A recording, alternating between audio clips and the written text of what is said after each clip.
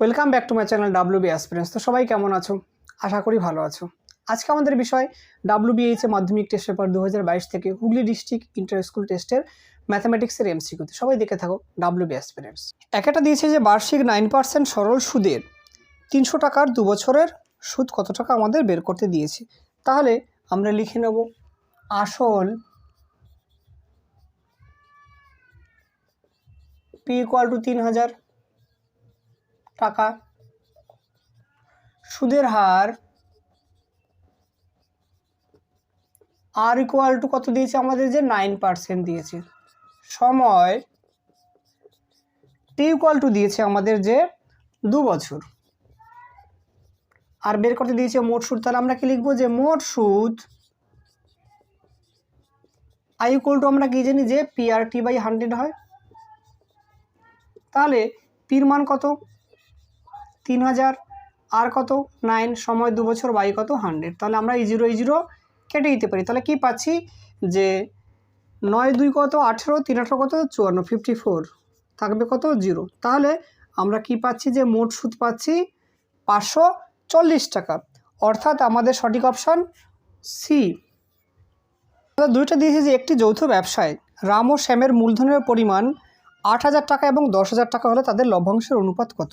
তাহলে লিখে নেব যে রাম ও শ্যামের মূলধনের অনুপাত, রাম ও শ্যামের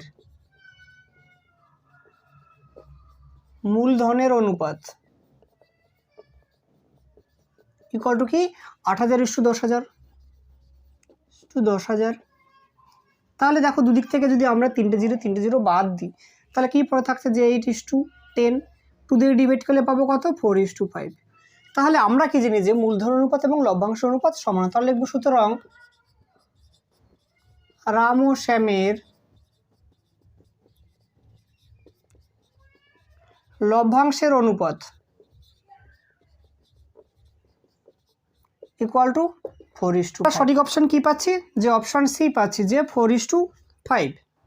এটা দিয়েছি যে 4x² + bx + 5 = 0। এই দ্বিঘাত সমীকরণের বীজদ্বয়ের সমষ্টি দিয়েছি কত 3 হলে বি এর মানটা বের করতে দিই। তাহলে আমরা বীজদ্বয়ের সমষ্টি কি জানি, যে -b/a হয়। তাহলে প্রশ্ন মতে -b/a অর্থাৎ কি আসবে, যে -b/4 = কত পাচ্ছি 3 পাচ্ছি। তাহলে কি লিখতে পারি, যে বা -b = কত 12। তাহলে বা b = কত -12। তাহলে বি এর মান কি পাচ্ছি, সঠিক অপশন সি পাচ্ছি। আমাদের চারটা দিয়েছে যে এবিসিডি বৃত্তস্থ চতুর্ভুজের বিডি কর্ণ এবং কোণ এবিডি = 32 ডিগ্রি, কোণ এডিবি = 48 ডিগ্রি। তাহলে কোণ বিসিডি এর মান বের করতে দেওয়া হয়েছে। দেখো তাহলে আমরা এবিসিডি একটা বৃত্তস্থ চতুর্ভুজ এঁকে নিলাম এবং বিডি কর্ণ যুক্ত করলাম। তাহলে আমাদের কি দিয়েছে, যে কোণ এ বি ডি দিয়েছে কত 32 ডিগ্রি, এবং কি দিয়েছে, যে এ ডিবি = দিয়েছে কত 48 ডিগ্রি। তাহলে আমরা লিখতে পারি যে ত্রিভুজ এবিডি এর কি লিখবো, যে কোণ এবিডি প্লাস কোণ এডিবি প্লাস কোণ বিএডি = কত আসবে, যে 180 ডিগ্রি। কারণ কি কোনো ত্রিভুজের তিনটে কোণের সমষ্টি 180 ডিগ্রি হয়। তাহলে এবার আমরা মানগুলো বসিয়ে দেবো। তাহলে কি পাচ্ছি, যে 32 ডিগ্রি প্লাস 48 ডিগ্রি প্লাস কি কোণ বিএডি = কত 180 ডিগ্রি। তাহলে কি লিখতে পারি, যে বা কোণ বিএডি = কি পাবো, যে 180 ডিগ্রি মাইনাস কত আসবে 80 ডিগ্রি পাবো। তাহলে আমরা কি পাচ্ছি, যে বা কোণ বিএডি = কত, যে পাচ্ছি আমরা 100 ডিগ্রি। তাহলে আমরা কোণ বিএডি এর মান পেয়ে গেলাম। তাহলে এবার আমরা কি জানি, যে কোণ বিএডি প্লাস কোণ বিসিডি = কত 180 ডিগ্রি, বিএডি প্লাস কোণ বিসিডি দুটো 180 ডিগ্রি। কারণ কি বৃত্তস্থ চতুর্ভুজের বিপরীত কোণ কি পরস্পর সম্পূরক হয়। তাহলে লিখে নেব যে বৃত্তস্থ চতুর্ভুজের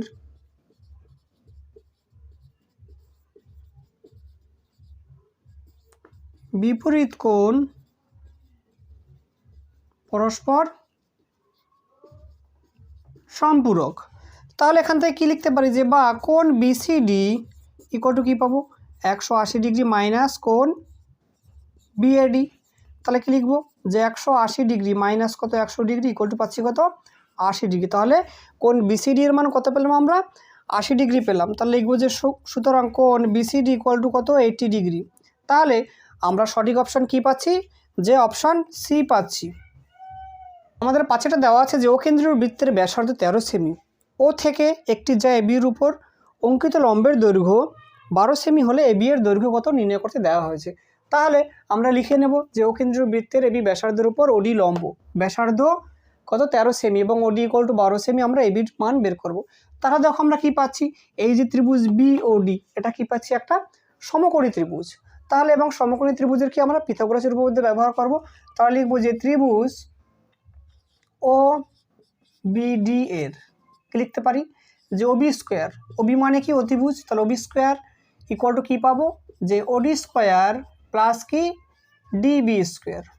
তাহলে আমরা কি লিখতে পারি, যে বা ওবির মান কত 13 সেমি, ওডির মান 12 সেমি প্লাস কি যে ডিবি স্কোয়ার।